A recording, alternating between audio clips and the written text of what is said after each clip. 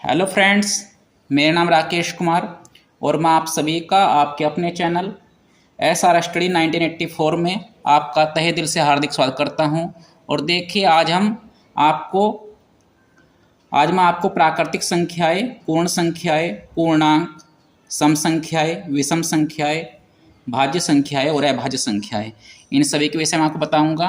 तो देखिए वीडियो हाथ में बने रहिए और वीडियो लगातार देखते रहिए। देखिए प्राकृतिक संख्याएं, देखते हैं कि प्राकृतिक संख्या क्या होती है।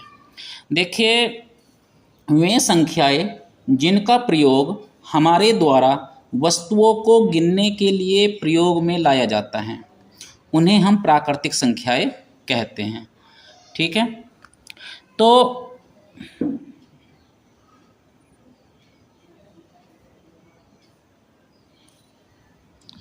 वे संख्याएं जिनका इस्तेमाल हम वस्तुओं को गिनने के लिए प्रयोग में लाते हैं उन संख्याओं को हम प्राकृतिक संख्याएं कहते हैं। जैसे 1, 2, 3, 4, 5, 6, 7, 8, 9, 10, 11, 12, कुछ भी, मतलब 1 से लेकर ऊपर तक जितनी भी सभी संख्याएं हैं वो सभी संख्याएं आपकी प्राकृतिक संख्याएं होती हैं। ठीक है, अब देखिए यह बात आपको नोट करने की है। सबसे छोटी प्राकृतिक संख्या हमारी 1 होती है। क्या होती है? 1। सबसे छोटी यदि कोई प्राकृतिक संख्या पूछे तो वो 1 होती है। और प्राकृतिक संख्याओं का कहीं भी अंत नहीं है। ठीक है, सबसे छोटी तो है लेकिन सबसे बड़ी प्राकृतिक संख्या कुछ नहीं होती, तो सबसे छोटी प्राकृतिक संख्या आपकी 1 होती है। अब देखिए बात करते हैं पूर्ण संख्या के बारे में।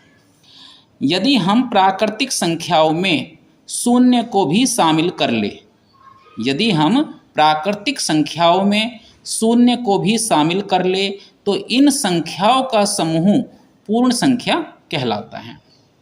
यदि हम जो ये प्राकृतिक संख्याएं हैं इन संख्याओं में यदि हम शून्य को भी शामिल कर ले तो ये पूर्ण संख्याओं का समूह बन जाता है। ठीक है, पूर्ण संख्या आपकी कौन कौन सी होती है? 0, 1, 2, 3, 4, 5, 6, 7, 8, 9 और ऊपर कहीं तक भी जितनी भी संख्याएं हैं ऊपर तक वो सभी संख्या आपकी पूर्ण संख्याएं होती हैं। सबसे छोटी जो हमारी पूर्ण संख्या होती है वह शून्य होती है। कौन सी होती है? शून्य। अब देखिए बात करते हैं पूर्णांक की। देखिए पूर्णांक क्या होता है? सभी धनात्मक संख्याएं, मतलब सभी जितनी भी प्लस की संख्याएं होती हैं तथा सभी ऋणात्मक संख्याएं अर्थात सभी माइनस की संख्याएं और शून्य पूर्णांक कहलाते हैं। सभी धनात्मक संख्याएं और सभी ऋणात्मक संख्याएं और शून्य पूर्णांक कहलाती हैं।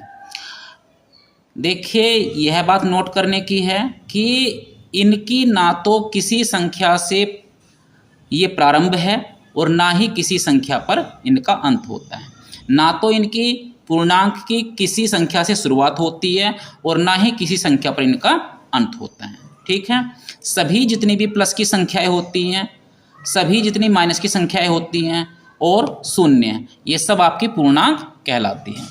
ठीक है, अब देखिए बात करते हैं हम सम संख्याओं की। देखिए जरा सम संख्याएं क्या होती हैं? वे संख्याएं जो 2 से पूरी पूरी विभाजित हो जाती हैं, वे संख्याएं जो 2 से पूरी तरह भाग हो जाती है, विभाजित हो जाती है, ऐसी संख्याओं को हम सम संख्याएं कहते हैं। इन संख्याओं में इकाई का अंक 2, 4, 6, 8, 0 इनमें से कोई भी अंक हो सकता है। ठीक है, मतलब जो संख्या 2 से विभाजित हो जाएगी या 2 से पूरी पूरी कट जाएगी और वे संख्याएं हमारी सम संख्या कहलाती है। और इन संख्याओं की पहचान एक और है कि इन संख्याओं में लास्ट का जो अंक होगा, मतलब इकाई का जो अंक होगा वो 2, 4, 6, 8, 0 इन पांचों में से कोई भी अंक हो सकता है। जैसे कि 2, 4, 12, 14, 26, 38, 40। तो देखिए ये जो संख्याएं हैं इन सभी संख्याओं में जो इकाई का अंक है वो आपका यहाँ पर 2 है, यहाँ 4 है, यहाँ 6 है, यहाँ 8 है, यहाँ 0 है। तो जिन संख्याओं में इकाई का अंक 2, 4, 6, 8, 0 इनमें से कोई भी अंक होगा तो वह संख्या सम संख्या कहलाती है। अब देखिए इसके बाद में बात करते हैं विषम संख्या के बारे में। वे संख्याएं जो 2 से पूरी तरह भाग नहीं होती है, जो पूरी भाग नहीं होती है, पूरी तरह विभाजित नहीं होती है, वे संख्याएं विषम संख्याएं कहलाती है। इन संख्याओं की देखो विषम संख्याओं की पहचान क्या होती है। इन संख्याओं में इकाई का अंक 1, 3, 5, 7, 9 इन पांचों अंकों में से कुछ भी हो सकता है।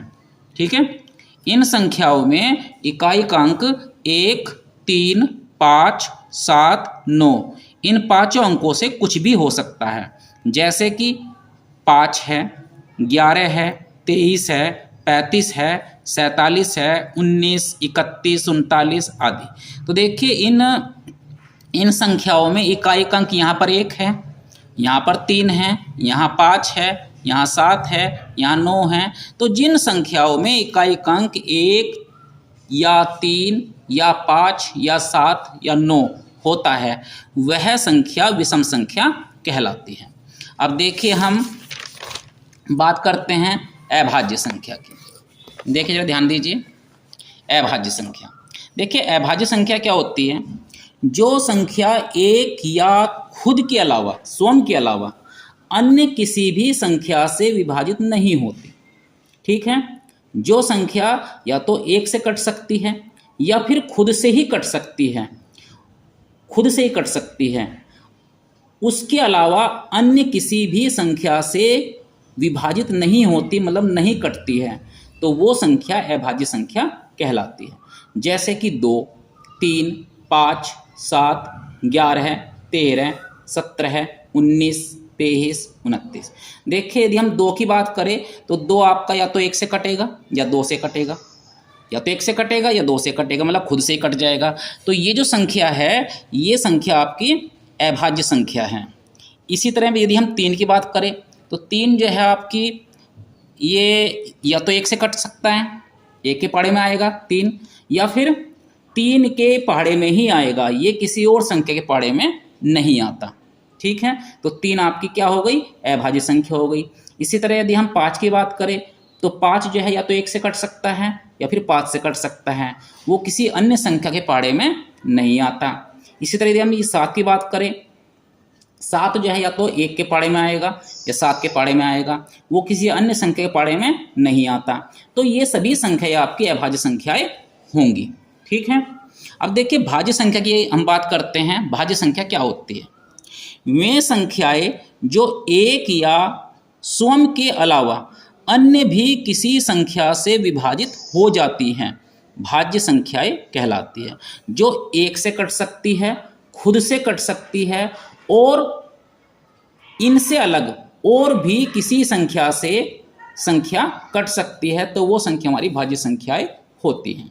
जैसे 4, 6, 8, 9, 10, 12, 14, 15, 16, 18, 20। देखिए यदि हम 4 की बात करेंगे, 4 भाज्य संख्या कैसे है।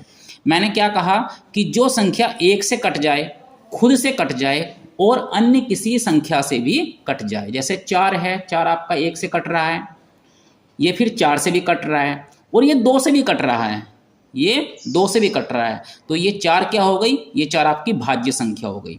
इसी तरह यदि हम बात 6 की करें तो यदि ये आपका 1 से भी कट रहा है, 6 से भी ये पूरी तरह से भाग हो रहा है, पूरा पूरा भाग हो रहा है। अच्छा, यदि हम 2 की बात करें, 2 से भी ये कट रहा है 6, 3 से यदि हम बात करें, 3 से भी ये पूरा पूरा भाग हो रहा है, 3 से भी कट रहा है, तो ये 6 हमारी क्या हो गई, 6 हमारी भाज्य संख्या हो गई। इसी तरह यदि हम 8 की बात करें तो 8 आपका जो है 1 से कट रहा है, 8 से भी कट रहा है और ये 2 से भी कट रहा है और 4 से भी कट रहा है। तो ये क्या है, ये सभी संख्याएं जो आपकी भाज्य संख्याएं हैं, वे संख्याएं जो एक या खुद के अलावा अन्य किसी और संख्या से भी विभाजित हो जाती हैं, कट जाती हैं, वो संख्या भाज्य संख्याएं कहलाती हैं। अब देखिए ये कुछ बातें हैं जो कि नोट करने वाली है आपकी। सबसे छोटी अभाज्य संख्या कौन सी होती है? सबसे छोटी अभाज्य संख्या आपकी 2 होती है। ठीक है। सबसे छोटी अभाज्य सम संख्या कौन सी होती है? वो भी आपकी 2 ही होती है। ठीक है। सबसे छोटी अभाज्य सम संख्या कौन सी है? 2 है। और सबसे छोटी विषम अभाज्य संख्या कौन सी है? वो आपकी 3 है। ठीक है।